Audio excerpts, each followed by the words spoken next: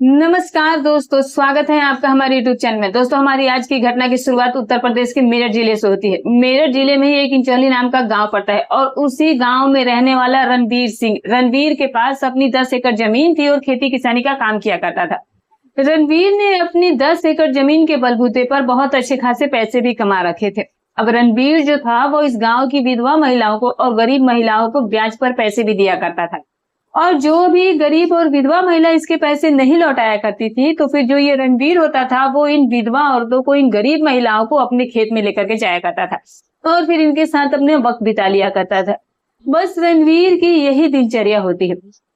रणवीर का जो चरित्र था वो इस कदर से खराब हो चुका था कि गांव के सभी लोग इसके बारे में अच्छे तरीके से जान चुके थे। रणवीर के परिवार में इसकी पत्नी थी जिसका नाम चंपा होता है। अब चंपा जो थी वो बहुत ही ज्यादा धार्मिक विचार वाली महिला थी। चंपा जो थी वो हर समय मंदिर में पूजा पाठ जरूर करने जाया करती थी। यहाँ पर वो घर पर भी बैठ करके भी पूजा अर्चना किया करते थे। जो भी साधु इसके घर पर, इसके दरवाजे पर आया करते थे, वो साधु को कभी भी खाली हाथ वापस नहीं जाने देती थी। अब जो चंपा थी वो उसे अच्छे तरीके से भोजन कराती, दान दक्षिणा दिया करती थी। अब जैसे ही करके कुछ दिन का वक्त बीत जाता है दोस्तों, तो फिर एक दिन ऐसा भी आ जाता है कि सुबह के तकरीबन 10 बजे के आसपास हो रहा था एक दिन। अब जो चंपा थी वो अपने घर के कामकाज कर रही थी। चंपा उस समय बिल्कुल ही अकेली होती है क्योंकि चंपा का जो पति होता है दोस्तों रणवीर, वो किसी जरूरी काम से अपने खेत में गया हुआ था। और उसी समय चंपा के घर के दरवाजे पर कोई आ जाता है। चंपा जाकर के जब घर का दरवाजा खोलती है तो ये देखती है कि उसके सामने एक साधु बाबा खड़े होते हैं और इस साधु बाबा का नाम जो है वो ज्ञान होता है, ज्ञान भूषण, यानी कि जिसका कद लगभग 6 फीट की हाइट का था। उसके चेहरे पर भी काफी तेज होता है। अब दोस्तों ये जो साधु बाबा होते हैं, जैसे ही चंपा को अपने सामने देखता है तो फिर जो उसकी नीयत होती है उसमें वो कमी आ जाती है। ज्ञान भूषण जो है वो चंपा की खूबसूरती और सुंदरता को देख करके इस कदर इस पर मोहित हो जाता है कि अपने मन में ही इस बात को ठान लेता है कि ये महिला जो है वाकई में बहुत खूबसूरत है।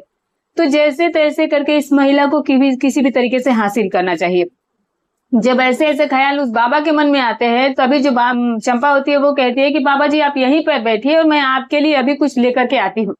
लेकिन इसके बाद जो चंपा होती है वो उसी समय तो अपने घर में जाकर के कुछ पैसे लाती है और सीधे वो बाबा जी को वो पैसे दे देती है और फिर उससे कहती है कि मेरे घर में खाना खा करके जरूर जाइएगा। तभी साधु बाबा कहता है कि मैं फिर कभी तुम्हारे घर पर खाना खाने के लिए आ जाऊंगा। इसके बाद वही जो साधु बाबा होता है कहता है कि बेटी तुम्हें कभी कभार गंगा मैया के स्नान करने के लिए हरिद्वार जरूर जाना चाहिए, क्योंकि तुम्हारे घर के अंदर मैं देख पा रहा हूँ कि भूत प्रेत का साया है और जैसे ही तुम जाकर के गंगा मैया में स्नान करोगी तो तुम्हारे घर से ये भूत प्रेत का साया हट जाएगा। और वैसे भी तुम्हारे पति पर भी एक बहुत बड़ी विपदा आने वाली है और तुम भी उस विपदा को नहीं रोक पाओगे। बस कुछ ये बातें कहने के बाद ये जो बाबा जी होते हैं वो दान दक्षिणा लेकर के यहाँ से चले जाते हैं। लेकिन यही साधु बाबा दोस्तों चंपा के साथ आगे भविष्य में चल करके बहुत बड़ा कांड करने वाला था।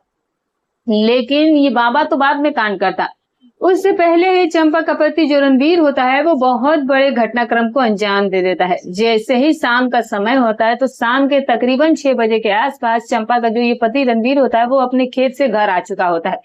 चंपा उसी समय उसे कहती है कि घर का जो राशन पानी है वो खत्म हो चुका है और घर का राशन पानी जाकर के लेकर आओ। इसके बाद उसका जो पति रणवीर होता है वो कहता है कि ठीक है, फिर मैं पास में ही जाकर के दुकान से सामान लेकर के आ जाता हूँ, जो भी राशन पानी है मुझे बता दो कि क्या क्या लाना है। अब ये सारी बातें बोल करके रणवीर जो है वो उसी समय अपने घर से बाहर निकल जाता है। इसके बाद रणवीर जो है वो पास के ही एक किराने की दुकान पर जाता है और फिर इस किराने की दुकान पर जाकर के एक बहुत खूबसूरत महिला को बैठे हुए देखता है, जिस महिला का नाम रिंकी होता है। अब रिंकी का भी जो चाल चलन और चरित्र जो था वो कुछ ठीक नहीं होता है। अब रणवीर जैसे इस दुकान के अंदर प्रवेश करता है तो रणवीर ये देखता है कि आज जो ये रिंकी है वो दुकान में बिल्कुल अकेली बैठी हुई थी। इसके बाद रिंकी जो है वो रणवीर से कहती है कि आज तो आप बहुत दिनों के बाद मेरी दुकान पर आए हैं और पिछले 1 महीने से मैं आपके ही आने का यहाँ इंतजार कर रही थी। अब आप मेरे घर पर भी नहीं आते हैं। तभी जो रणवीर होता है ये कहता है कि आजकल मैं काम में बहुत ज्यादा व्यस्त रहता हूँ तो मेरे पास इतना टाइम ही नहीं मिलता है। उसी समय दोस्तों ये जो महिला रिंकी होती है ये कहने लगती है कि आज मेरा जो पति है वो किसी जरूरी काम से बाहर गया है, तो आज आपके पास बहुत अच्छा मौका है और पिछले महीने भी आपने मेरे साथ जो समय गुजारा है उन समय को मैं आज तक भूल नहीं पाई हूँ।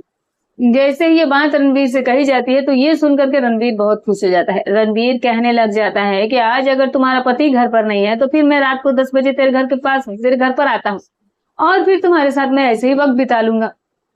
अब रिंकी जो है वो रणबीर की सारी बातों को सुन करके खुश हो जाती है और फिर उसी समय रिंकी जो है वो रणबीर के घर का सारा राशन पानी जो है वो बना पैक करके दे देती है और फिर वो पैसे दे करके राशन लेकर के अपने घर की तरफ चला आता है। लेकिन रणबीर जो था वो जाते जाते भी इस महिला से सिर्फ एक ही बात कहकर जाता है कि आज रात को मैं तुम्हारे घर जरूर आऊंगा।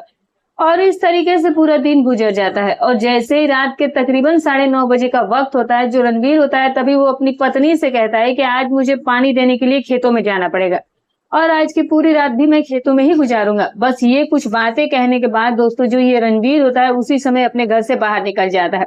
इसके बाद ये रणबीर जो है वो सीधे ही उस महिला रिंकी के घर पर चला जाता है। अब जा करके उसके घर के दरवाजे पर दस्तक देता है और रिंकी अपने घर का दरवाजा आकर खोलती है। रिंकी ये देखती है कि उसके सामने जो है वो रणवीर खड़ा होता है। अब रणवीर को देख करके रिंकी बहुत खुश हो गई थी। इसके बाद रिंकी जो है वो रणवीर को घर के अंदर बुलाती है और फिर जैसे ही वो घर के अंदर जाता है तो फिर ये रिंकी जो है वो अपने घर का दरवाजा बंद कर देती है और इसके बाद रणवीर को लेकर के वो सीधे बेडरूम में चली जाती है। और फिर वहां पर जाने के बाद इन दोनों के बीच इन दोनों की ही रजामंदी से गलत रिश्ते कायम होते हैं। ये दोनों ही मिलकर के अपनी रजामंदी से इस गलत काम को काफी देर तक अंजाम भी देते हैं। और फिर जैसे इन दोनों का ये सारा काम खत्म होता है तभी जो रणवीर होता है ये कहता है कि अब तो फिर मैं 1 महीने के बाद ही तुम्हारे घर पर आ सकूंगा। लेकिन तभी ये महिला उससे कहती है कि रणवीर देखो तुम बहुत दिनों के बाद मेरे घर पर आया हो, आज की पूरी रात फिर तुम मेरे ही साथ गुजार लो। लेकिन तभी रणवीर कहता है कि देखो रात का समय हो चुका है, तो कोई भी तुम्हारे घर पर अगर आ जाएगा तो सोचो क्या होगा, और वैसे भी मेरी पत्नी भी मेरा इंतजार कर रही होगी। और इस तरह से रणवीर ऐसी बातें कह करके वो उसके घर के दरवाजे पर कोई आ जाता है जब वो ये बातें कर रहे थे। अब ये सुनकर के रणवीर डर जाता है और रिंकी भी डर जाती है। तभी रिंकी कहने लगती है कि आज तो लगता है कि मैं फंसी जाऊंगी, और होने वाला भी यही होता है दोस्तों। इसके बाद रिंकी जाकर के उसी समय अपने घर का दरवाजा खोलती है। रिंकी ये देखती है कि उसके सामने जो है उसका पति आ चुका है जिसका नाम सुनील था, और साथ में उसका देवर रवि भी आ चुका था, और इन दोनों के हाथ में भी उस वक्त लाठियां थी। अब जो ये पति सुनील और जो रवि होते हैं दोस्तों, ये दोनों भाई कहने लगते हैं कि आपके बारे में तो हमने पहले ही सुना था, और आज रात भी तुम अपने प्रेमी के साथ ही वक्त बिता रही हो, अपने साथ ही रखी हो। काफी दिनों से हम दोनों ने वैसे भी तुम्हारे ऊपर नजर गड़ा कर रखा हुआ था, और आज रात भी हम यही नजारा देखने के लिए इंतजार ही कर रहे थे। तो आज ये व्यक्ति जो है वो फंस चुका है, और आज इसके हम हड्डी पसलियां भी तोड़ देंगे। इसके बाद सुनील और रवि जो है वो उसी समय घर के अंदर प्रवेश करते हैं और कमरे में जाकर के रणवीर की पिटाई करना शुरू कर देते हैं। रणवीर की इतनी ज्यादा पिटाई की जाती है कि मौके पर ही उसकी एक टांग तोड़ दी जाती है और एक बाजू भी टूट जाती है। इसके बाद सुनील और रवि जो है वो दोनों इस लड़के रणवीर को घसीटते हुए इसके घर तक लेकर के जाते हैं और इसके घर पर ले जाकर के उसे फेंक देते हैं, और साथ में इसकी पत्नी को धमकी भी दी जाती है कि अगर तुम्हारा पति आज के बाद